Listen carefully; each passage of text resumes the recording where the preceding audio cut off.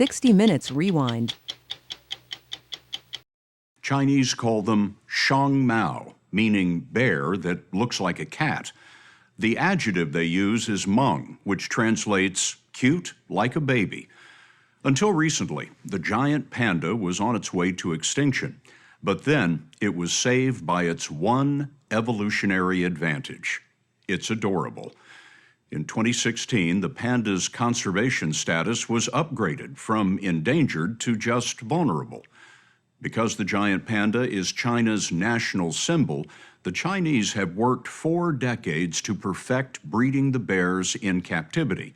They've achieved one of the biggest successes in conservation, but there is more work to do.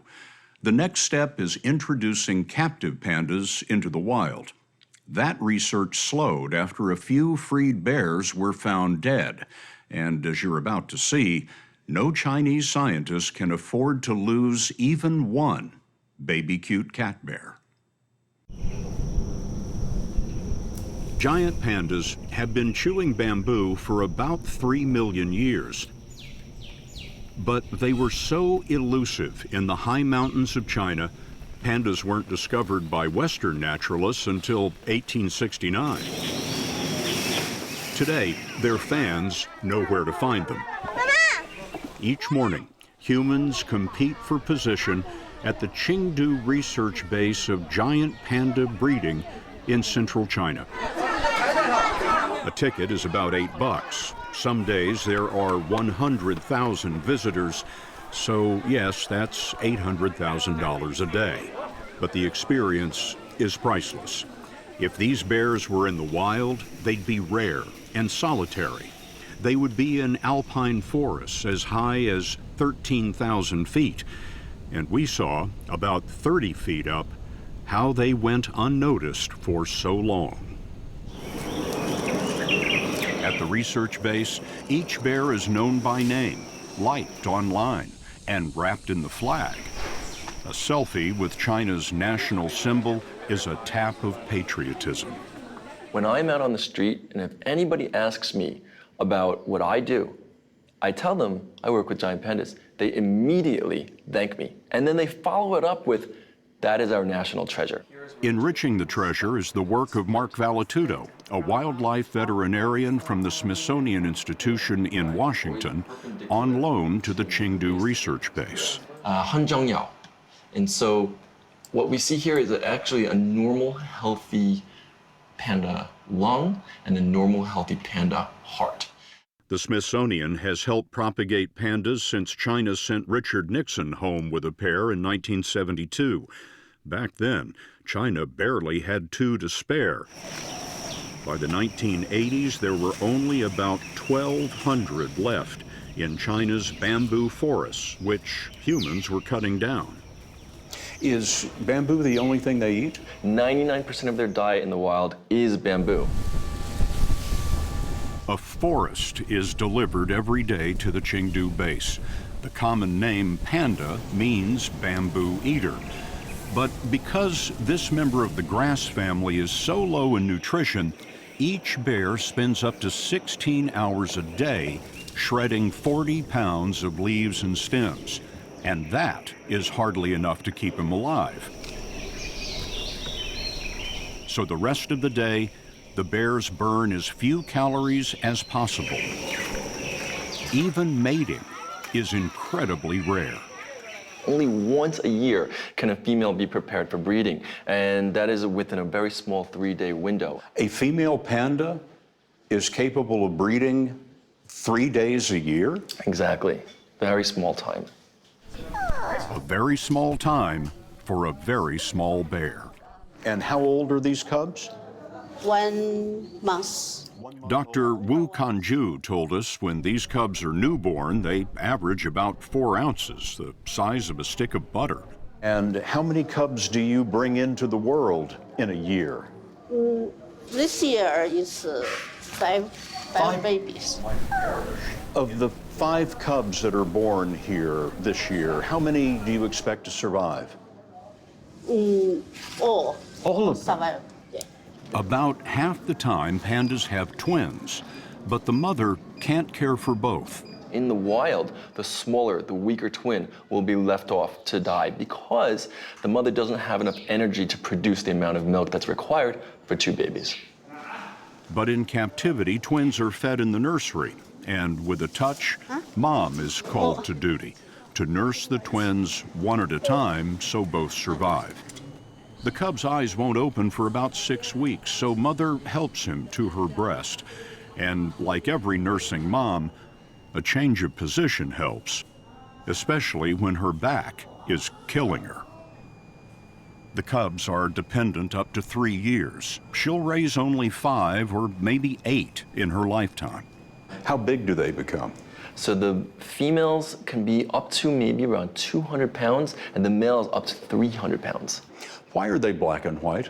You know, that's a very interesting question. It's a mechanism to protect themselves, like many, many other animals out there that are black and white or various different colors. It's camouflage? You know, pandas love the snow, so the white parts really help them hide in the snow, whereas the black would be presumptive of shadows.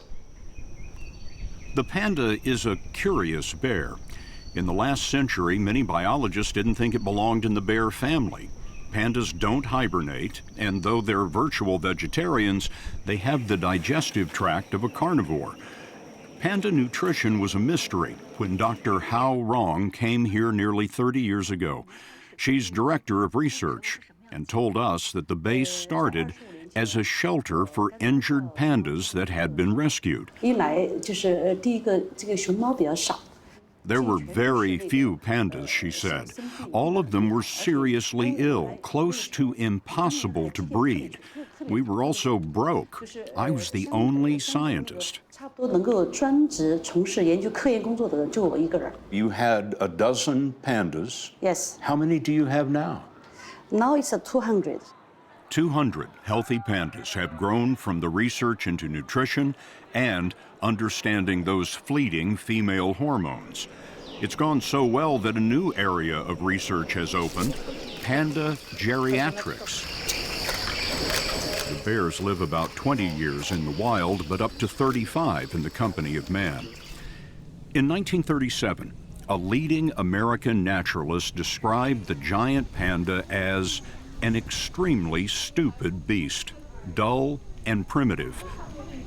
But Mark Vallatudo showed us pandas understand commands.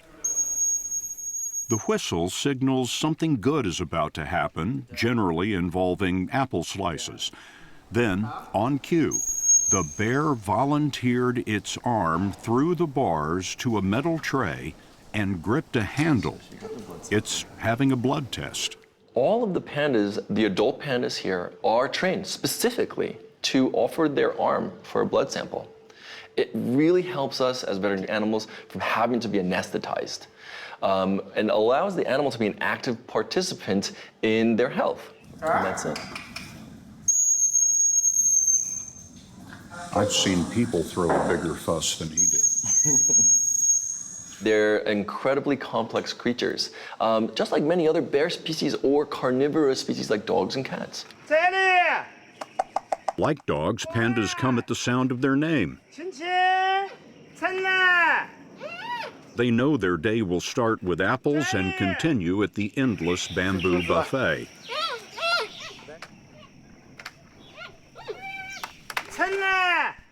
But success in captivity does not necessarily mean salad days for the species. To thrive genetically, they must come home to the wild.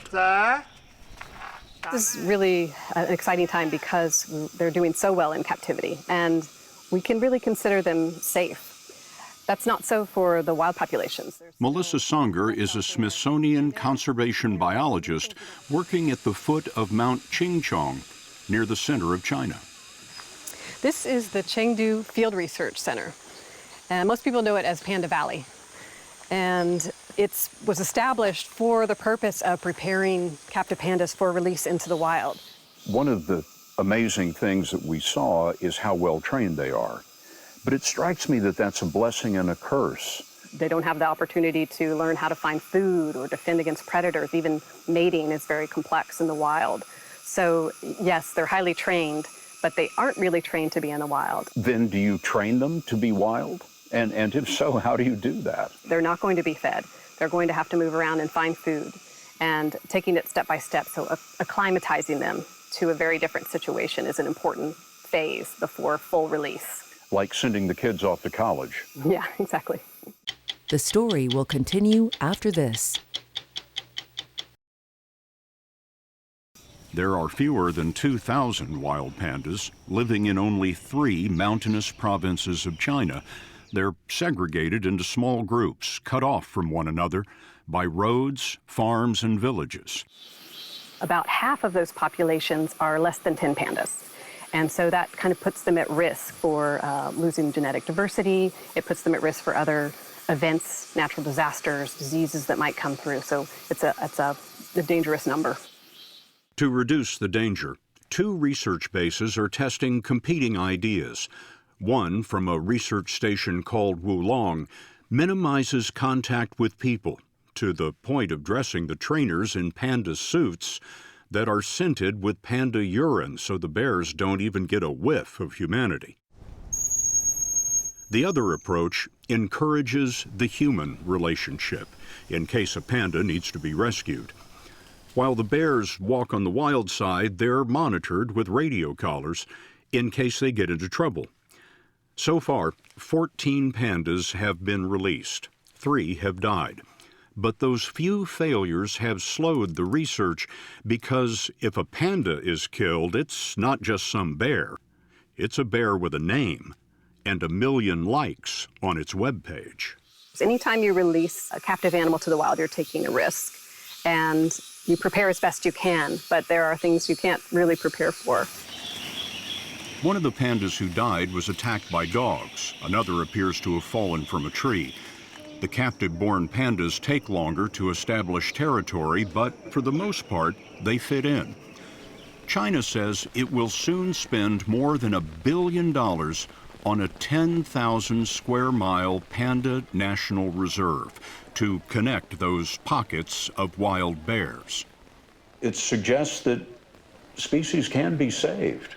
It absolutely does. But more than that, what's even better than the survivability of this species is that they are an umbrella species, meaning that the care that we provide for the pandas and the tracts of land that we preserve will also save a whole multitude of other species that also need our care that a lot of people don't even know about. Which raises a fair question.